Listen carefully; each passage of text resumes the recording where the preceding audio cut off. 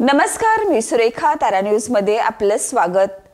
राष्ट्रवादी काँग्रेसचे दोन्ही गट अजित पवार आणि शरद पवार यांच्यासह अखिल भारतीय काँग्रेसने हात मिळवणी करत चंदगडमध्ये संयुक्त रणशिंग फुंकले. पण खरी कमान मात्र संजय पाटील यड्रावकर यांच्या हातात. म्हणजेच उद्या शाहू आघाडीतून कोणताही नगरसेवक जिंकला तरी त्याचा अंकुश राहणार यड्रावकरांकडेच. दरम्यान भाजपचे आमदार शिवाजीराव पाटील यांना सत्तेपासून दूर ठेवण्यासाठी माजी आमदार राजेश पाटील, डॉक्टर नंदिनी बाबुळकर आणि गोपाळराव पाटील हे राजकीय दिग्गज एका छताखाली आले आहेत. प्रत्यक्षात हेच चंदगडचं राजकारण तापवत आहेत. त्याला उत्तर म्हणून आमदार शिवाजीराव पाटील यांनी भाजपच्या चिन्हावरच थेट लढण्याचा निर्णय घेतलाय आणि इथेच रंगते खरी निवडणूक. शिंदे सेना ही मागे नाही. नगराध्यक्ष पदासाठी तब्बल 13 जागांसाठी उमेदवारी दाखल झाली आहे.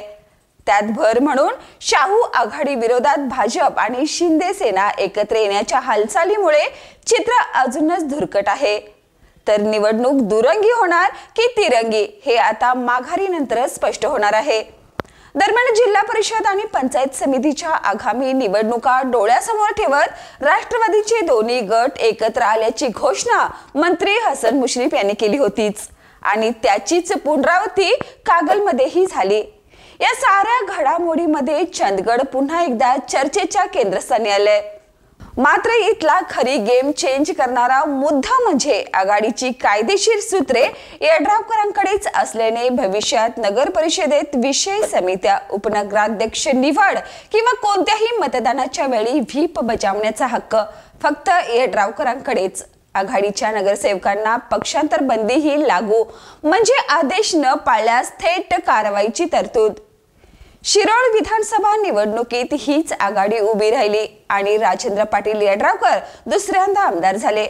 जयसिंगपूर, शिरोळ आणि कुरुंदवाड या 3 नगर परिषदांमध्ये स्वतंत्र पॅनल आणि आता चंदगडमध्येही उमेदवारांनी ए व बी फॉर्म याच आघाडीकडून घेतलेत. म्हणजेच जिल्ह्यातील तब्बल 4 नगरपालिकांमध्ये लढणारी ही एकमेव आघाडी. चंदगडचा राजकीय खेळ आता एकदम इंटरेस्टिंग वळणावर. एकीकडे एकत्र आलेली शाहू आघाडी तर दुसरीकडे भाजप शिंदे सेनेची आक्रमक जोडी मैदानात येण्याची चिन्ह. महत्वाचा प्रश्न फक्त एकच, या रणधुमाळीत कोण बनणार चंदगडचा राजकीय बादशाह?